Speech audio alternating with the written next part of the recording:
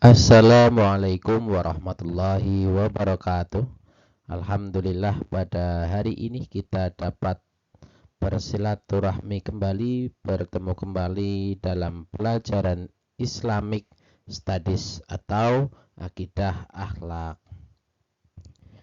Pada kesempatan kali ini kita akan belajar tentang akhlak tercela, yaitu durhaka kepada orang tua. Kita tahu jasa orang tua terhadap kita, terhadap anaknya itu sangat besar. Itu tidak dapat dipungkiri oleh siapapun, ya.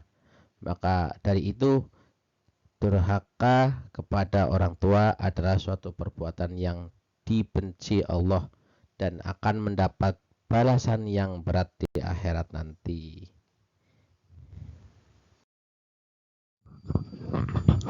Akhlak tercela adalah akhlak yang buruk dan tidak boleh kita lakukan. Akhlak tercela disebut juga akhlak madmumah, ya. Kalau akhlak tercela itu nama lainnya akhlak madmumah, sedangkan akhlak yang terpuji itu nama lainnya akhlak mahmudah.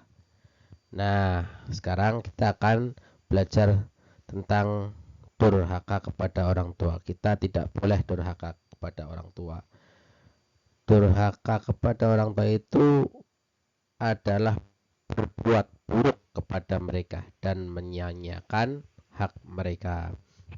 Secara bahasa, kata al-uquq atau durhaka berasal dari al-aqu yang berarti al-qat'u, memutus atau merobek.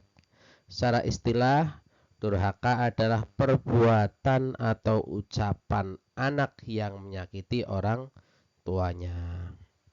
Durhaka kepada orang tua itu hukumnya haram dan termasuk dosa besar, ya. Nah, kita tidak boleh sekali-kali pun kita tidak boleh melakukan hal baik itu ucapan, perbuatan atau apapun yang menyakiti hati kedua orang tua kita. Sebagaimana Mister sudah sampaikan di pertemuan yang lalu bahwa ridhollahi fi ridhol walidain, bahwa ridhonya Allah itu terletak pada ridhonya kedua orang tua.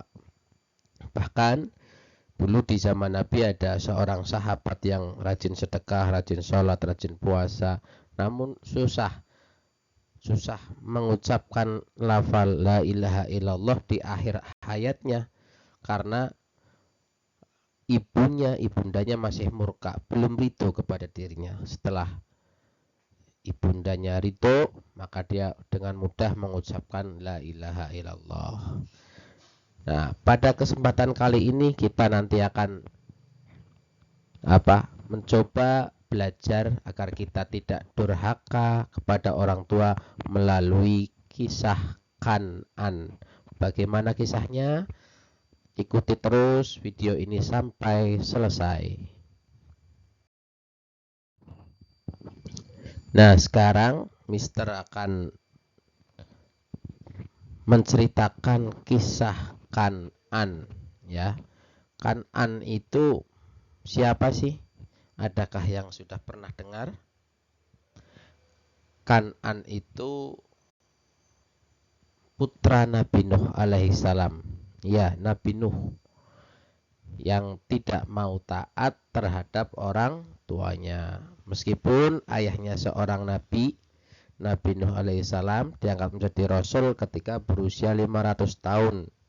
Namun dalam dakwahnya selama 5 abad tersebut, beliau hanya mempunyai pengikut kurang dari 100 orang karena kaumnya sangat sulit untuk diajak beriman kepada Allah Subhanahu wa taala.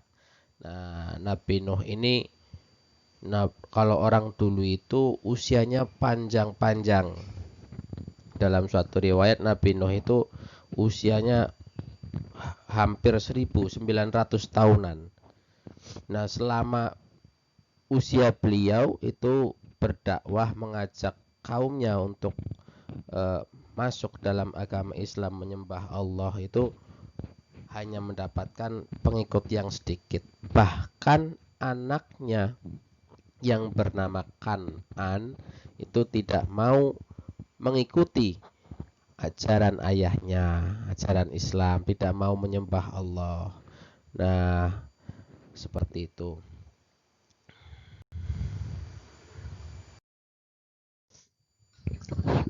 Setelah sekian lama Nabi Nuh berdakwah mengajak kaumnya untuk iman, untuk mempercayai adanya Allah, untuk menyembah Allah, sekian lama itu hanya mendapatkan pengikut yang sedikit. Akhirnya Nabi Nuh berdoa kepada Allah Subhanahu wa taala untuk menurunkan azab, karena kaumnya pun menantang Nabi Nuh agar Tuhannya itu mengazab mereka.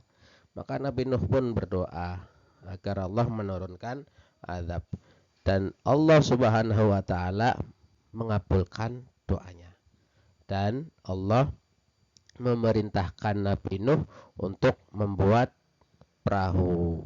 Nah, dulu Nabi Nuh setelah dakwah sekian lama, sekian ratus tahun, hanya mendapatkan pengikut sedikit dan diabaikan oleh kaumnya. Setelah memohon kepada Allah dan Allah memerintahkan untuk membuat perahu, Nabi Nuh pun membuat perahu.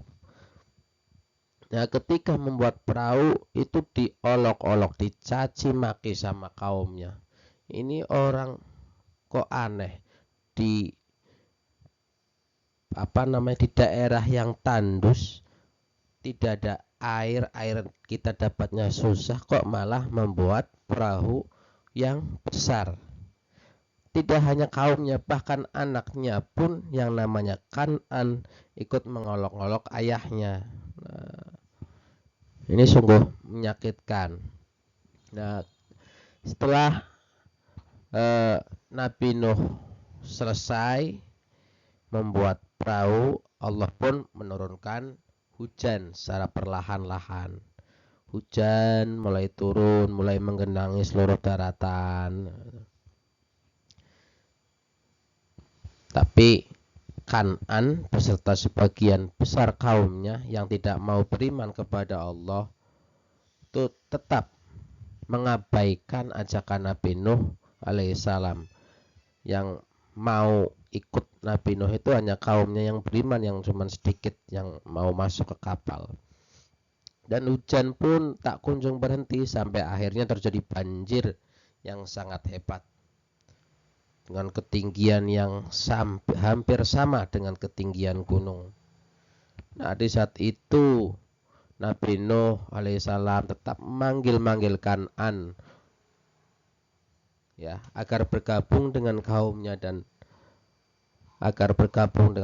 yang beriman dan masuk ke dalam kapal, sebagaimana yang ada itu di buku paket Nabi Nuh. Wahai anakku, ayo datang kemari, bergabunglah bersama keluargamu, bertobatlah engkau dan berimanlah kepada Allah, agar engkau selamat terhindar dari bahaya maut karena hukuman Allah.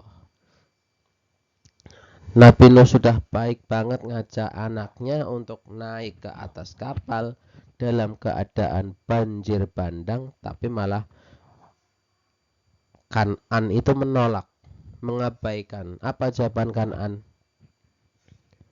Kata Kan'an itu apa? Biarkanlah aku dan pergilah. Itu. Jauhilah aku tidak mau berlindung di atas kapalmu, di atas geladak kapalmu. Aku akan dapat menyelamatkan diriku sendiri dengan berlindung di atas bukit yang tidak akan dijangkau oleh air bah. Wah, itu jawab Kan'an. Diajak naik kapal biar selamat malah nggak mau, malah menolak. Dan dia katanya mau menyelamatkan dirinya sendiri dengan naik gunung yang tinggi sehingga air tidak dapat mencapainya. Karena itu hukuman Allah dan Kan'an menolak ajakan untuk beriman, untuk naik ke atas kapal, ya tenggelamlah Kan'an bersama orang-orang yang tidak mau beriman kepada Allah. Nah, ini sebagai pelajaran, sebagai contoh kepada kita agar kita tidak durhaka kepada orang tua. Bahkan Nabi Nuh saja yang seorang nabi ketika Kan'an anaknya itu tidak mau beriman, itu tidak dapat menolong kita. Makanya kita tidak boleh durhaka. Ya. Sekian saja dari Mister. Semoga dari kisah ini, dari kisah Kan'an itu dapat diambil contoh agar kita itu tidak durhaka kepada orang tua. Ada juga tadi Mister sebutkan sahabat Nabi yang durhaka kepada orang tua, namanya Alqamah. Nah, itu yang susah mengucapkan kalimat syahadat karena ibunya murka. Nah, ini banyak contoh. Ada Malin Kundang kalau di Indonesia itu kan. Nah, ini banyak contohnya. Bahkan di suatu hadis disampaikan kalau kita durhaka sama orang tua itu bisa saja itu azabnya langsung di dunia. Tidak hanya di akhirat, tapi di dunia pun dia mendapatkan azab. Nah, gitu. Jadi jangan sampai kita durhaka kepada orang tua. Nah, demikian saja dari Mister. Semoga bermanfaat. Allahumma fiq ila aqwamit thoriq. Wassalamualaikum warahmatullahi wabarakatuh.